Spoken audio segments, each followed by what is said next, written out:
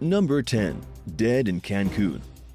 What should have been the romantic getaway of a lifetime for a Washington woman turned into the last trip she would ever take. Sativa Transu was on her second day of fun and sun in Cancun, Mexico, when she began sending her family members some pretty bizarre messages. On Friday, she messaged her sister saying that she wasn't really having a good time, but she was enjoying the warmth. That night, she texted other friends and said that she had been injured during an argument that she had with her boyfriend and had to go to a Mexican doctor to get stitches. Everything went downhill from there. As you can probably guess, having to get stitches on vacation because a violent rumble really takes the romance out of it. The boyfriend, 31-year-old Taylor Allen, had already exhibited disturbing behavior before the two went on vacation together. This is according to what Sativa's family has told investigators.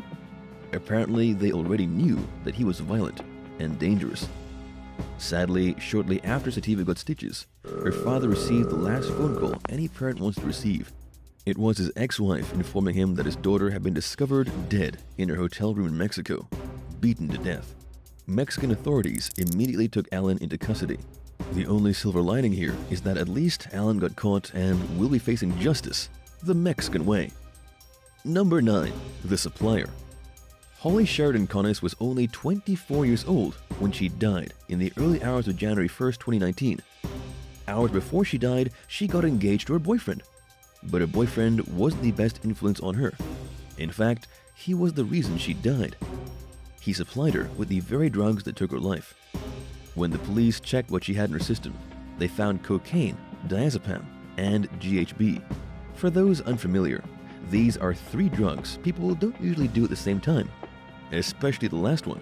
GHB is the drug in roofies that makes it easy to kidnap and do stuff to people. Holly had traveled to North Wales with Ryan Lee Weston, a guy she'd been seeing on and off again for quite some time. They had rekindled their relationship a few weeks prior and thought a romantic getaway would be nice for both of them. When they arrived at their destination, Glen Egro Lakeside Suites, they started drinking rather heavily. Then the boyfriend pulled out his great big bag of drugs. Within just a few hours, Holly was dead on the floor of the suite. Ryan was given 21 months in jail for supplying Holly with the drugs that killed her, but wasn't found guilty of any kind of manslaughter. Number 8. 4 useless lungs. Nathaniel Holmes and Cynthia Day, a couple from Maryland, were discovered dead inside their hotel room. They had traveled to the Dominican Republic for a romantic getaway, but both died from respiratory failure before either could seek help. They were actually supposed to go home the very day they were found dead at the Bahia Principe Hotel.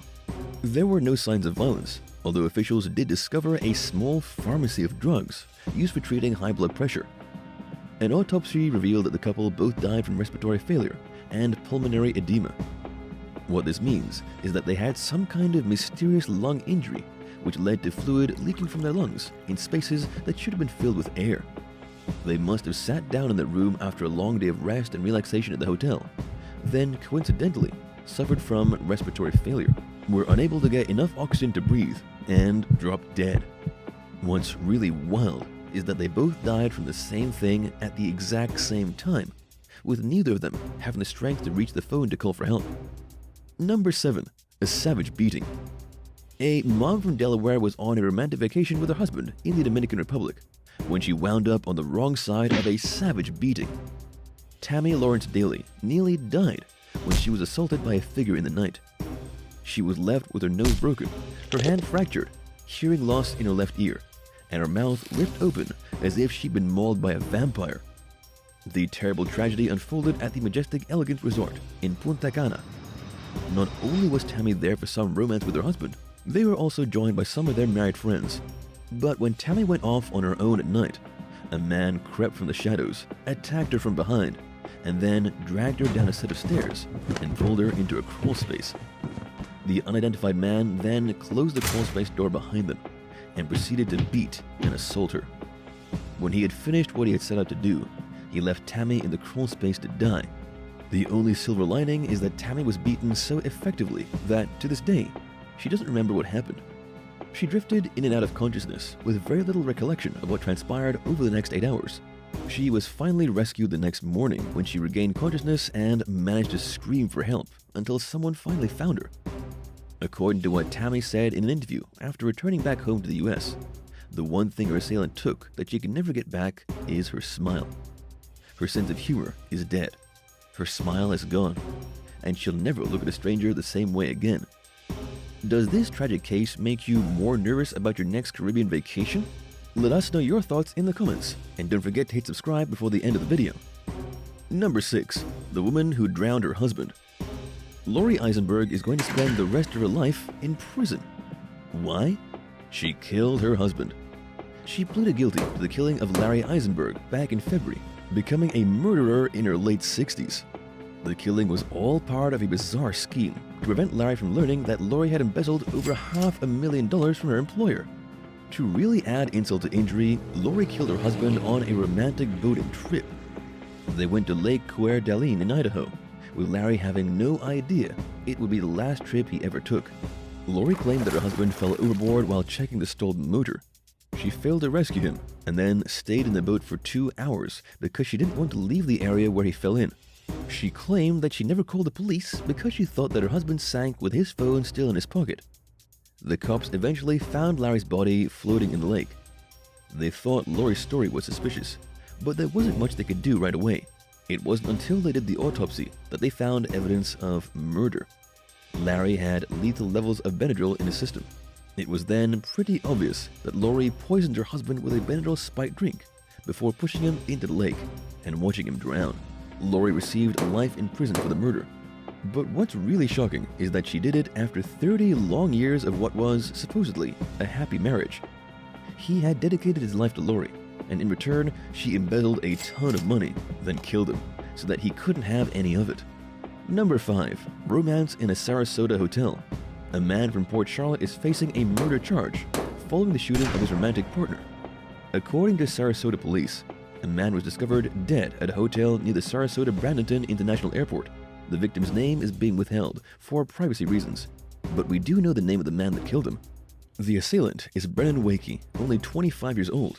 The Charlotte County Sheriff's Office caught him during a traffic stop and brought him in for murder.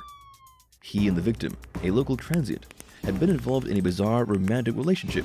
Their romantic getaway to the Hyatt Place Hotel may not have been as luxurious as a getaway to the Bahamas, but it was all they could afford.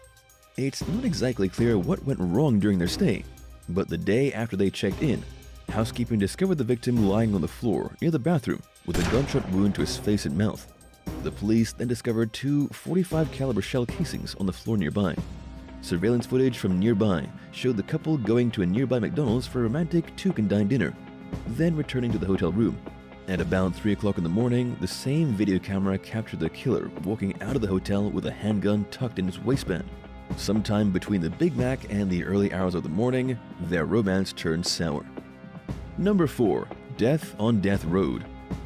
Brittany Homan and Emil Vollenhoven packed their suitcases and traveled to South America for what was supposed to be the trip of their lives.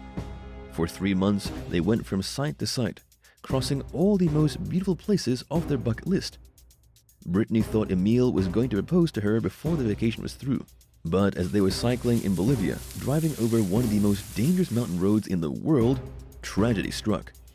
They were cycling across Death Road, a place that really earned its name. Emil got a little too close to the edge of the road. His bike went over the precipice, and he fell 300 feet to his death on the forest floor below. The romantic adventure was over. They had traveled through Chile, Argentina, Brazil, Peru, but never made it past Bolivia. They were supposed to keep going through Colombia, then fly to Canada for a ski trip. Brittany is positive he was waiting for the ski trip to ask her to marry him, but sadly never made it that far. Number 3. Rekindling a troubled marriage. Stephen Heritzko booked a romantic holiday for himself and his wife in a desperate attempt to fix their troubled marriage. The getaway was scheduled for Valentine's Day 1998. The weekend would feature a dinner theater murder mystery at the famous Harbortown Resort on Maryland's East Shore. Stephen really believed that the romantic weekend alone would rekindle the flames of desire between him and his wife Kimberly. At 1:30 in the morning, Kimberly walked into the hotel lobby and told an employee that her room was on fire. The employee quickly ran down to the cottage where Kimberly was staying and discovered a man lying unconscious on the floor with smoke and fire billowing out of the cottage windows. The employee ran to the rescue and dragged the man out of the burning cabin. It was Stephen, terribly burned and already dead. When questioned by the police, Kimberly said everything started out fine.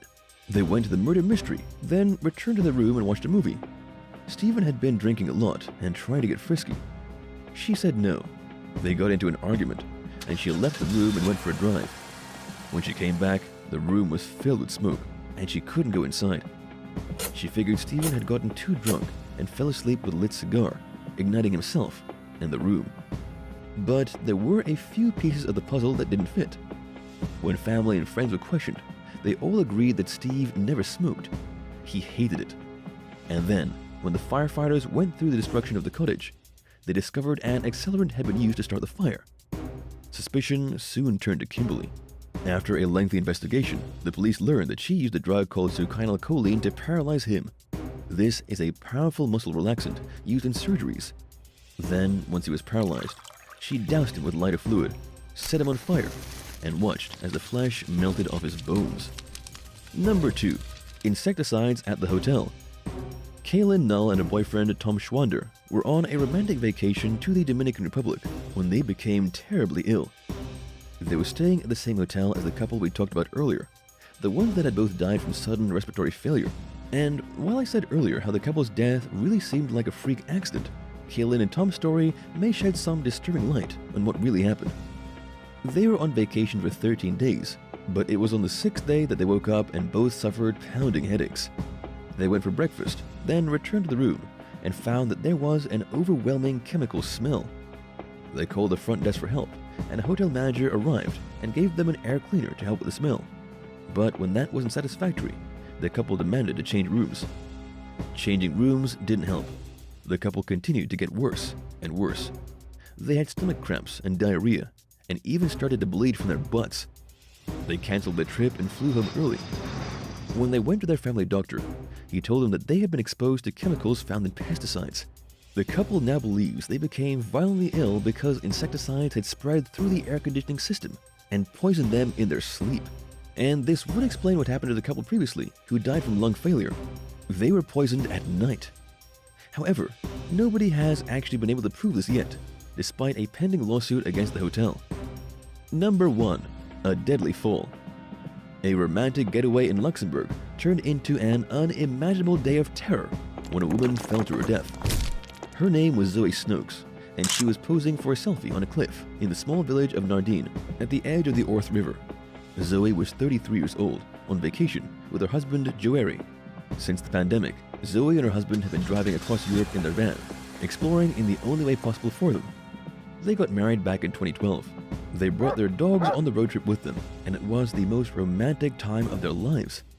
While everybody else was suffering from lockdowns, these guys were driving around Europe, checking out all the amazing sights to see. But the fun has to stop somewhere.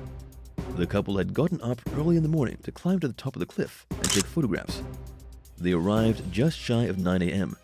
Zoe asked Joeri to watch the dogs for a second when they reached the summit. He turned around and grabbed the pups, and when he turned back, his wife was gone. She had been standing on the edge, and then she was, well, not there anymore. He says it must have happened in about 5 seconds. He never saw or heard anything, not even a scream. He just looked up, and she was gone. As it turned out, Zoe had been trying to take a photo when she walked straight off the cliff, plummeted 100 feet to the hard ground below, and died on impact. Thanks for watching. What's the worst romantic getaway you've ever been involved in? Let us know in the comments below, and if you like what you saw, hit subscribe to help support the channel. See you again soon for more great stuff. Bye!